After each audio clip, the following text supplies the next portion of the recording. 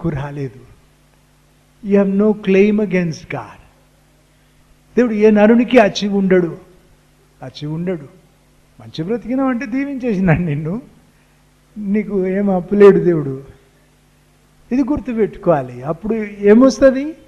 తగ్గింపు వస్తుంది కదా, అహంకారం రాదు కదా.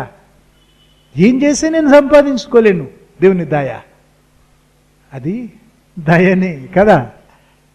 అందుకొరకు అతిశయం రావద్దు, అహంకారం రాకుండా చూసుకోవాలి.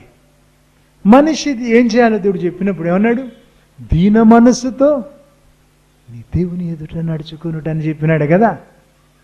వేలాది పశువులు బలి ఇవ్వాలా, వేలాది నదులంతా తైలం అర్పించాలి, ఇవన్నీ నా జ్యేష్ఠపుత్రుని అర్పించాలి, అన్నీ రాసినాక న్యాయంగా నడుచుకోమన్నాడు, కనికరాన్ని ప్రేమించమన్నాడు. ఇంకేమన్నాడు? దీన మనస్సుతో నీ దేవుని ఎదుట నడవడం అంటే దేవునితో నీ వ్యవహారములు తగ్గు, నువ్వు ఇంకా తగ్గు. భూమి మీద ఉన్న వారందరిలోకెల్లా నీతిమంతుడు యోబు దేవుని చూసినప్పుడు ఏమన్నాడు?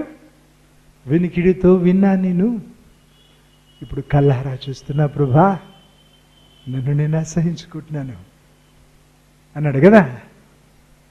ఏం జరిగింది? తగ్గినాడు కదా. కాబట్టి దేవునితో నీ వ్యవహారంలో నువ్వు తగ్గుతూనే ఉండాలి. నీకు ఇంకా దేవుడు తెలిస్తే నువ్వు ఇంకా తగ్గాలి. చూడు, యోబు ఇంకెక్కువ తెలుసుకుంటే ఇంకెక్కువ తగ్గినాడు కదా.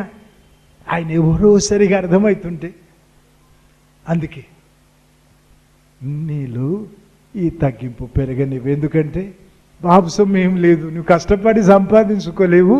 అది దయ, నీ పైన దేవుని దయ, కృపా చేత విశ్వాస మూలంగా రక్షించబడ్డావు.